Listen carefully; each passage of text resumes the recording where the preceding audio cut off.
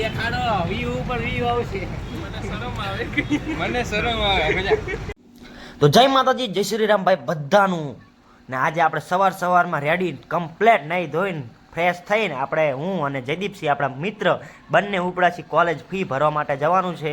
એટલે સરે બોલાવ્યા છે એટલે આપણે ત્યાં જઈએ છીએ. ને વાડીએ એક બાજુ આપણે મૂકી દીધી છે ચકરી, કારણ કે આપણે બપોર પછી મૂકવાનો છે વાવણીઓ. એટલે આપણે આવતા મગફળીની ધાર થઈ જાય કમ્પ્લેટ, એટલે આપણે સીધો વાવણીઓ મૂકવાનું રહે અને બાકા ચીકી ફૂલ બોલાવવાની રહે ત્યાં સુધીને આપણે મગફળીની ધાર દેવાઈ જાય. એટલે આ કામથી આપણે મૂકી દીધી છે વાડીએ ચકરી. ને આવી ગયા આપણે હળવદ રવિભાઈના સ્ટુડિયે. એટલે આપણે અહીંયા ઝેરોક્સ કઢાવવાની છે. અને પરીક્ષિતભાઈ અમારા વિડીયોમાં બહુ આવતા શર્મા છે, એમને શું ખબર પણ નથી આવતા વિડીયોમાં. એટલે આપણે કમ્પ્લેટ અહીંથી ઝેરોક્સ લઈ લેવાની છે અને પછી આપણે જવાના છે પૈસા ખાલી કરવા, એટલે કે ફી ભરવા. સાહેબ ફી તો ભરવી પડે ને યાર. આવી ગયા કોલેજ ને ભરી દીધી ફી, ને પછી પાછા આવી ગયા આપણે આની ચુસ્કી મારવા. તો આપણે પરીક્ષિતભાઈ ને ફેરથી એકવાર ટ્રાય કરી કે આવી વિડીયોમાં પણ ના, તો અમારો ભાઈ શર્માય બહુ. દેખાડો વ્યૂ ઉપર વ્યૂ આવશે.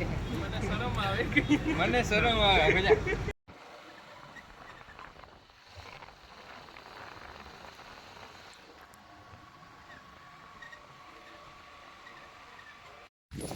તો વાડી આવી ગયા છે આપણે, ને હાકર લીધી છે એટલે કંઈક નવું કરવા જઈ ગયું, એટલે કે ટોચન કરવા જઈ ગયું. જૂનું ટ્રેક્ટરમાં સેલ લાગતો નથી એટલે આપણે એનું ટોચન કરવા જઈ.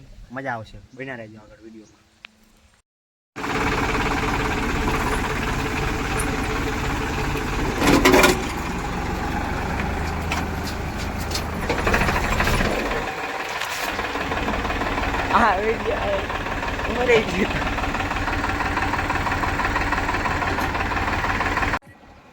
આ ટ્રેક્ટરને તો જરા જ આપણે આંસકો માર્યો ના તો ફટાક લેતું ઉપડી ગયું. ને આ વખતે આપણે 70 વીઘાનું વાવેતર કર્યું છે એરંડાનું. આ વખતે એરંડા તારે તો સારું છે, મગફળીએ તો ડૂબાડી દીધા. પણ કાંઈ વાંધો નહીં, ભગવાન કરે એ ખરું. ને આપણે હવે કરવાનો છે વાવણીઓ સીધો બરોબર મૂકી જ દેવાનો છે પડામાં, ને વાવી દેવાના છે ઘઉં, કારણ કે હવે થાય છે બહુ. એટલે તમારો ભાઈ આજે વાવવાનો હોય ઘઉં, એટલે કારણ કે સીધી લીટી થાય તો જ આ ને કરું બાવરામાં ઘા બરોબર. તમારો ભાઈ આજે ઘઉંનું વાવેતર કરવાનો કદી મદીને, એટલામાં તો બાપુને ઓલા ટ્રેક્ટરમાં આવી ગયું ડીઝલમાં.